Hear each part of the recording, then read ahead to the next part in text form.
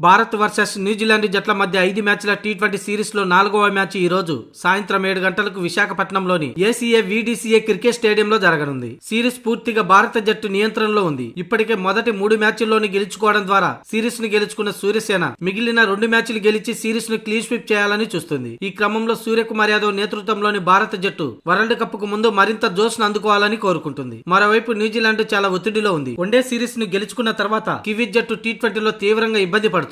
YSR cricket స్టేడియంలోని పిచ్చి బ్యాట్స్మెన్లకు అనుకూలంగా ఉంటుందని భావిస్తున్నారు. ఈ మైదానంలో భారీగా పరుగులు వస్తాయని తెలుస్తుంది. పిచ్చి ఉపరితలం నుంచి పేస్ బౌన్స్ ను అందిస్తుంది. దీనివల్ల పరుగులు చేయడం చాలా సులభం అవుతుంది. అయితే భారీ బౌండరీలు సవాల్గా ఉన్నప్పటికీ హై స్కోరింగ్ గ్రౌండ్ గా పేరుగాంచింది. ఈ వేదికలో సగటు మొదటి ఇన్నింగ్స్ 148, అత్యధిక స్కోరు 215, అతి స్వల్ప స్కోరు 82గా నమోదైంది. ఇక ఈ వైఎస్ఆర్ స్టేడియంలో చేజింగ్ జట్టుకు అదనపు ప్రయోజనం లభిస్తుంది. ఎందుకంటే 2వ ఇన్నింగ్స్ లో పడే మంచు ప్రభావం చేజింగ్ జట్టుకు సహాయం చేస్తుంది. ఈ వేదికలో ఇప్పటి వరకు మొత్తం 4 టీ20 అంతర్జాతీయ మ్యాచ్లు జరిగాయి. 3 సార్లు చేజింగ్ జట్లు గెలిచాయి. ఇటువంటి సందర్భాల్లో టాస్ ఇక్కడ కీలక పాత్ర పోషిస్తుంది. ఇకపోతే టీమిండియా అటు చేజింగ్ అయినా ఇటు ముందు బ్యాటింగ్ చేసినా సరే విజయం టీమిండియాదే అన్నట్టుగా దూసుకుపోతుంది. పొరపాటున టీమిండియా టాస్ గెలిచి చేజింగ్ తీసుకున్నారో ఈసారి 5 ఓవర్లలోనే మ్యాచ్ ని ముగిస్తారేమో. ఎందుకంటే టీమిండియా బ్యాటర్లు అంతగా చెలరేగిపోతున్నారు.